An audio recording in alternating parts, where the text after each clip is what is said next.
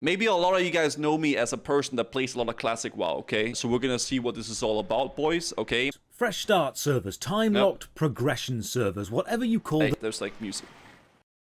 The experience is the same. A chance to go back and play your favourite childhood MMORPG in a way you remember. The original world with no expansions. Or a chance to play a game you've never played and want to experience what your friends keep telling you about all those years ago. Classic servers are extremely popular, but why is this? What is the appeal of playing an older build of a game, and is it a sustainable business model? Let's Back in my day, brother, they don't make the games like this anymore. I want to go back in my day when it was all better, brother.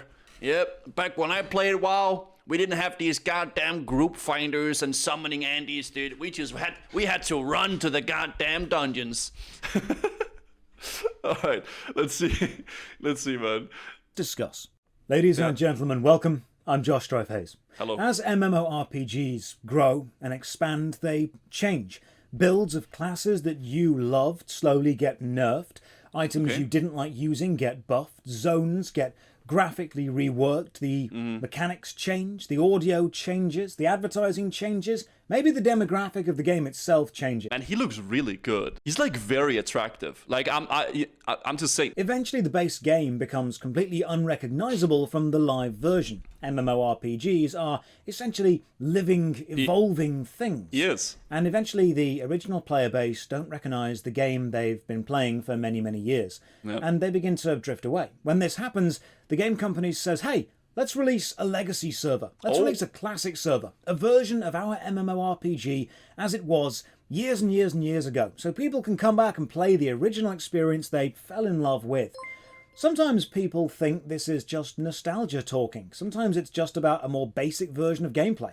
I think the general consensus, I think for a lot of people and myself included, the initial reason why I got into playing vanilla servers, or in my case it was private servers back then, was because of nostalgia, right? Because I remembered how it was, like the first time I went to like Terran Mill, or the first time I went to South Shore, and like my first Razorfan cavern, chasm and stuff like that, right? Even though it might be the initial reason why you get back to the game, it might not be the actual driver for why you continue to play it, right? So I think nostalgia is strong, but it's also like not the definitive reason why people would play old versions, right? So yeah. But there are actually several psychological reasons that legacy servers can be much more appealing than the live game. Yeah. Before we begin, consider dropping a like on the video or subscribing to the channel. Ring the bell for all the future notifications. And as usual, a massive thank you to all the supporters on Patreon and Twitch who keep the channel going. More on how you can support at the end. For now, let's begin. When people talk about legacy servers, the first question many skeptics ask is why? Why would you play an older build of a game? Are you just being blinded by nostalgia? In some cases, maybe. Sometimes there are legitimate... It's just a good game, okay? Like, it's legit just a good game. I know it's like, oh, but why would you go back? You know, it's like, it's just fun, man. It's a fun game. And at the end of the day, right, it's about what you want. You play video games to have fun, right? Oh, but wouldn't you want something new and like something you haven't done before? And that's something, that's where like, I think that's where like classic servers and like old nostalgia like is a little bit lackluster, right? Because there's no new things, there's no new raid or new content or new mobs, because like you know everything, right? And that's the thing where it lacks a little bit, right? There's no new things. So yeah, improvements that have been made to a game over the years, but legacy servers, old builds of old games, actually do have intense psychological appeal. So in this video, we're going to ignore the rose-tinted nostalgia glasses and discuss 3 specific psychological effects of playing legacy servers and how they can increase your enjoyment of a game. The areas are 1. The lower divergence of adventure paths keeping the community together. 2. The fewer abilities and choices available, increasing the impact of those choices. And 3. The personal feeling of being an expert in your chosen game and understanding everything about it, leading to comfortable familiarity. Let's start with number 1, the lower divergence rate of adventure paths and the closer community. When you start playing a classic MMORPG, the majority of players start in the same area. In RuneScape, you start in Lumbridge. In Neverwinter, you're washed up on a beach. In Final Fantasy XIV, you begin in your class-specific city. The adventure begins in specific places, and they all slowly but surely converge into a central path. You make your way to a major Barons. hub city and you see other players. By having the player base all heading to a shared destination, you're increasing the feeling of belonging and community. I only ever heard bad things about Neverwinter. Neverwinter is one of those like free-to-play MMOs, I think. Never played it personally. I just only ever really heard bad things about it.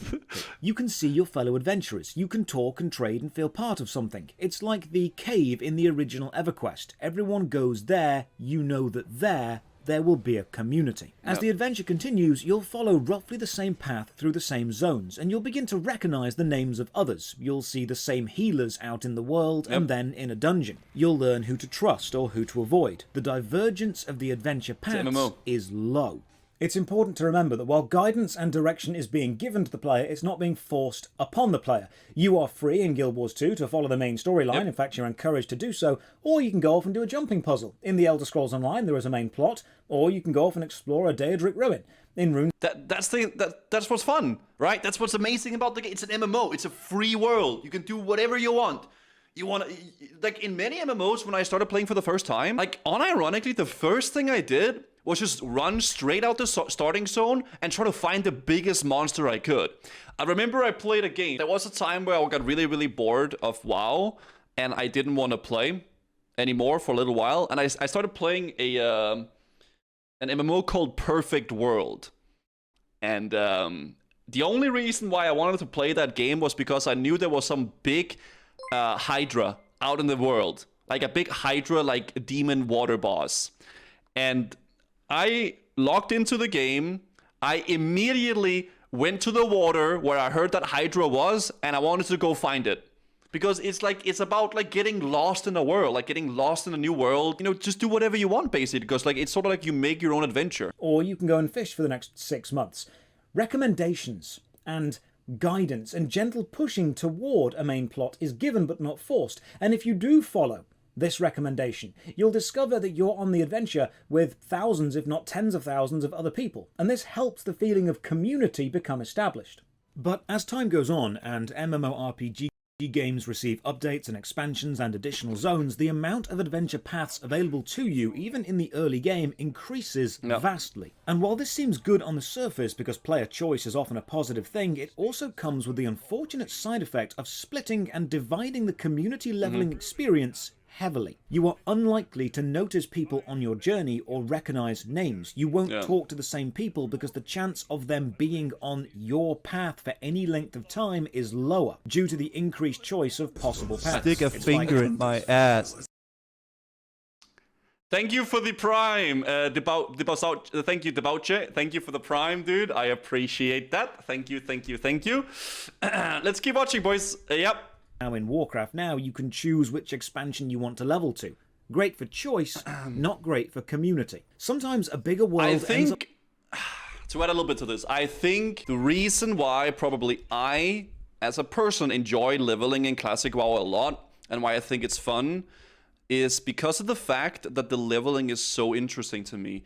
I don't have to do a certain thing, but there's lots of things I can do, right? I can do a dungeon, I can level in Barrens, I can live in Silverpine, I can go to Eversong Woods, Ghostlands. Like, there's many things I can choose from, and choice is good. Even if it's just the illusion of choice, the fact that it's there is good, right? Because it means that, like, you sort of make your own journey, and you can meet people on that journey as well, right? If something is very linear in an MMO, it's very not interesting to me, I think. So yeah. Up feeling smaller because you're more likely to adventure through it alone. Expanding the world and increasing the number of paths often stretches the same numbers of players over a wider area, reducing player density. Classic MMORPGs often had relatively well-defined adventure lines by use of higher-level static mobs guiding the lower-level players through certain zones at certain level ranges, keeping the community together within a level range. And players use this limitation to connect to other players. Is his weapon a guitar? What, I mean, maybe, I guess he's a bard, but yeah. Similar to them. Here's a way I Okay. like to visualize this phenomenon. This is a double pendulum. It's a brilliant physics experiment showing how much chaos and randomness can come from only a small change in starting conditions. If several double pendulums are released together with only minute differences between them, they'll swing almost in sync with each other for several seconds and then begin to wildly diverge. Yeah. Early game classic MMORPGs are the early stages of double pendulum swings. The player base is in sync, adventures happen together, and communities form based around shared experiences. And then, as more and more gameplay mechanics or major elements get introduced, the player base begin to make more and more contrasting choices, and the communities quickly fall apart. The freedom of choice increases, the chaos of the swings represents that, and the cohesion of the communities decreases. To relate this to classic RPGs, especially tabletop games, imagine if a Dungeons & Dragons game started with all the players in a tavern and gaming together, and then as time went on, instead of sticking together for a shared adventure, the players all went off and started to do their own thing. Eventually, you'd start to miss the group dynamic, and you'd begin... Honestly, that's exactly what I was about to say after he started talking about this. When I saw the pendulum, that's exactly what I was about to say afterwards. Bro, I agree, 100%, dude. It actually makes sense. Begin to wonder, So, yeah. is a shared single adventure what I actually miss? In Dungeons & Dragons, you trade your personal freedom and choices for consistent, cohesive group dynamic. Yeah. Is this an important RPG design element that MMOs need to remember? Is freedom of player choice in an MMORPG I think it is. an element that needs to be regulated to I think it is. guarantee the I think you need formation freedom. of communities and shared experience?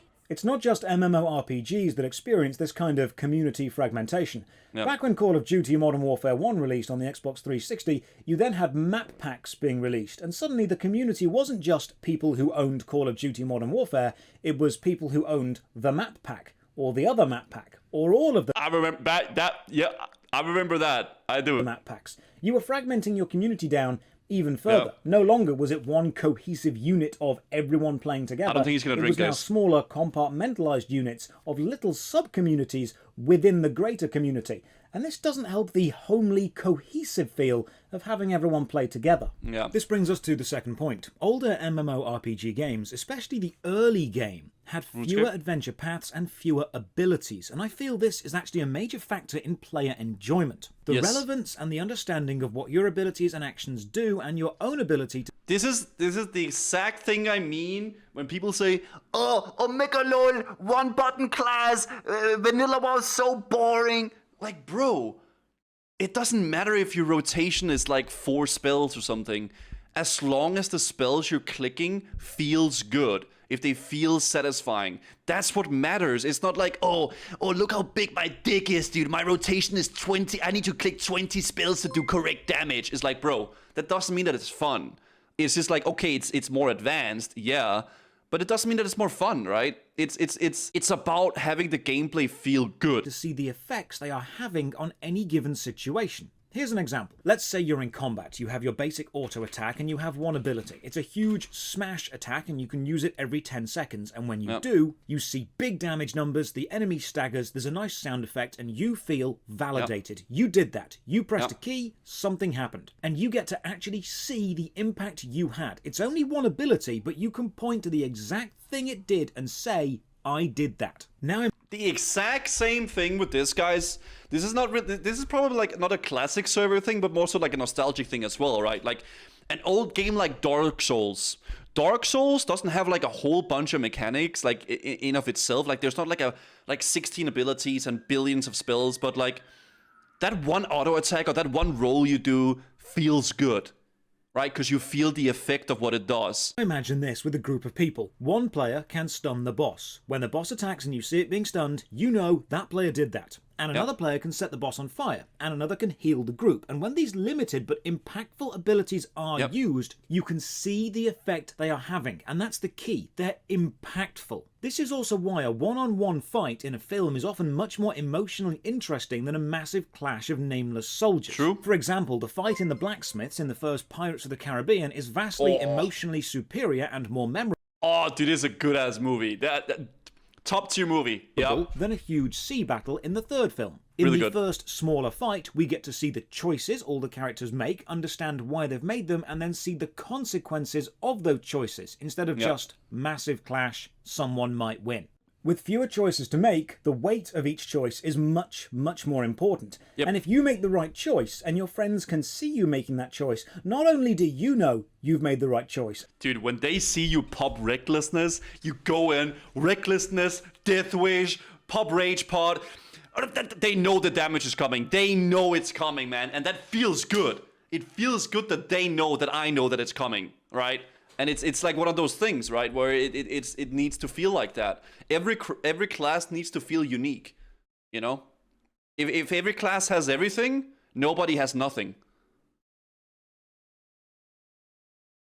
And they know you've made the right choice, but you know that they know. Everyone is then connected and you work as a unit. This is why the early game of any MMORPG often feels much more substantial, much more fun, much more involved, because you know your fewer choices actually have meaning. It's why the early stages of any MMORPG, or even tabletop RPG like Dungeons and Dragons, despite having fewer choices to make, has more impact behind those choices when you do make them. Using only a few abilities to do something you can actually recognize feels good. It does. Now let's contrast that with the endgame of many modern MMORPGs. With multiple hotbars of abilities, you are no longer using each one at a certain time and being able to see its effect on a situation. Now you're just cycling through a rotation of multiple and knowing you're definitely doing something, but you're not actually able to point to any specific thing and say, I did that. Using loads of abilities changes the feeling of playing a game. It's no longer, I'm in a fight and my ability changed the fight in this way and others can see the change I've made. It's now, I'm part of a mass, and if I press enough buttons, the situation will resolve in a way I want it to, but I can't actually show you any single moment. What do you want? Fury Warrior does feel quite unique the way you play it. It's the only class where you pop all of your cooldowns and spend the next 15 minutes of the boss fight on the floor, commentating how your group is carrying your ass. I have never done that. Bro, that has never happened, man.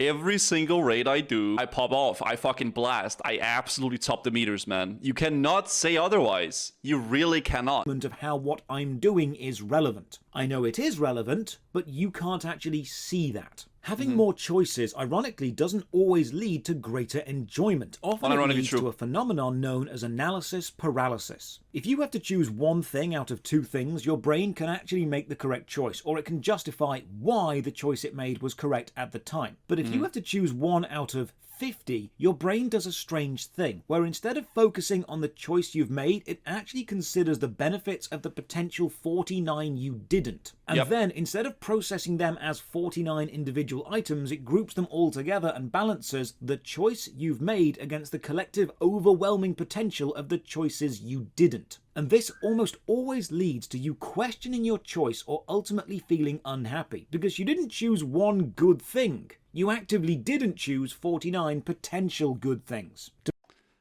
I think this pretty much summarizes pretty well that whenever somebody says, oh, it's a one-button class, oh, you're only pressing 2 buttons, it doesn't matter, because it feels good, and it's rewarding, and it's fun. And at the end of the day, guys, video games are about having fun. Okay. To make the impact of a choice even less, if an MMORPG did give you 50 abilities and allow you to use them all at once, your best tactic now becomes use all of my abilities all the time. Not read the room, learn the fight, and use the ability when I can see it being relevant. There's a classic research paper on the paradox of choice, considering pasta sauce given to shoppers in a supermarket. The hypothesis was the greater choice, the greater satisfaction, but the opposite was proven to be true. There reaches a point, a tipping point, where the amount of choice given to someone becomes overwhelming, and analysis paralysis kicks in. The psychological phenomenon of why is that dude so handsome? I get that a lot, man. Thank you. I'm wearing a shirt today, so I hope you like it. Thank you so much, though, J-Board. I appreciate that, dude. Thank you. So much time to analyze all your choices, you end up not making a choice. There is a sweet spot where the amount of choice is satisfactory, but not overwhelming. And MMORPGs need to find what that is and stick to it. So with older games holding the community together more consistently through more linear gameplay design and the ability choices in classic MMORPGs, especially the early game, feeling more meaningful because you could see the impact clearly, you might be starting to see, in a strangely counterintuitive design philosophy, it's almost the opposite of what you'd expect to make players happy. The limitations seem to be the positive aspects. And this actually applies again with the third point, the ability to reach a point of being an expert in your chosen game. It feels good to know what you're talking about and to understand the situation you're in. There's a great sense of pride and a feeling of belonging when you can say, I understand this community and this game. When other people come to you for advice, you feel relevant and useful, and that feeling was prevalent in earlier games with fewer things to learn. If I'm playing old school RuneScape and I see another player, chances are I will know exactly what they're equipped with. I will know where they're... This is exactly why backseat gaming is so big on Twitch.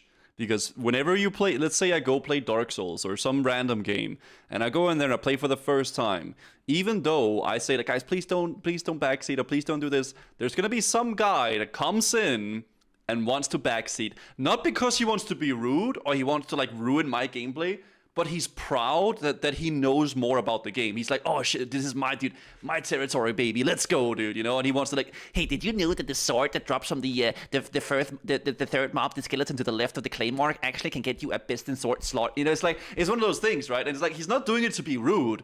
It's just like, he just wants to show that he knows what he's talking about. Like, technically, if you spec into strength and you go over to the dragon in the left, you know, it's like, it's like that, right? And it happens quite a lot with games like that, with like old games that have like a very core community, like classic WoW, Dark Souls. Like, it's really hard not to do it for some people, I think, like to really do that. Someone using one of the early game abilities, I know what the ability does and I know how it affects combat. If you see someone riding the Lucid Nightmare, you know they endured that goddamn maze. When an MMORPG is young, or the game world is smaller, you can realistically and feasibly learn everything there is about it. All the items, all the weapons, all the quests, all the interactions, all the strange bugs and glitches. And when someone new comes to you and says, hey, can you tell me about this? You can say, yes, I can tell you about that. And that makes you feel like a mentor. It makes you feel wise, respected, and it makes you feel important within the game world. Your knowledge is valuable. It's complete. And this feels good. And then the game expands, and suddenly there's more to learn, and then more, and then more, and then even more, and eventually there's so much it's overwhelming, and the gaps in your knowledge begin to form, and unless you've been dedicating some serious time to learning everything as it happens, you won't remain an expert for very long, especially if you take a break and then come back and things have changed beyond your recognition. This is a double-edged sword, because as fun as it is, like knowing everything and being the guy that, like, you know, I know everything about the game, it's also extremely rewarding and fun to learn something new. You know what I mean? It's very fun to learn something new and explore new things. And that's where new games are really good, you know, because like they drive you into this new perspective. You know what I mean? I'll give you an example. If you're a classic Warcraft player, you probably know this axe. You know where to get it, and you know why you'd get it. Your knowledge and understanding of the game connects you to this axe emotionally, especially if you spent hours grinding to get it. By contrast, what's this? Most players probably won't know or care. When the game is smaller, you can understand all of it, the ins and outs, and the connections between things. And when you understand, you feel a sense of belonging, and this is comfortable and enjoyable. So when a company says, hey, we're releasing a legacy server, and someone says, do you want to go and play on a legacy server? They're not just saying to you, do you want to go and play an old game? They're saying, do you want to return to a time in the game when the community was kept together because the adventure paths were much more linear, and this resulted in a more tight-knit community, when there were fewer abilities to choose from, but they all felt impactful, when you didn't have as many things to pick, but the things you did pick actually made a difference. It mattered. And when your knowledge was complete, when you understood and knew the game world like the back of your hand. Do you want to go back to a time when things made sense to you? Because a lot of people do. Legacy servers aren't just nostalgia bait. There's definitely nostalgia involved to a degree, but mostly they're builds of games with mechanics many players preferred. Densely packed starting zones and connected adventure paths leading to more connections being made between players and guilds actually seeing guild members in the open world. Impactful early game abilities that you can actually see affecting combat and less analysis paralysis as you level and unlock. I've seen a lot of arena players and a lot of people, especially people that play mages. They're all like, oh, dude, when I combust in retail, dude, it doesn't feel as good as combusting in classic. Like, I wanna fucking, you know, I wanna pop that pyroblast with the full crit, and when I hit that that pyroblast in classic, it does damage, and when they do it in retail, it doesn't, right? And that's just how it is, right? It feels the buttons matter, yeah.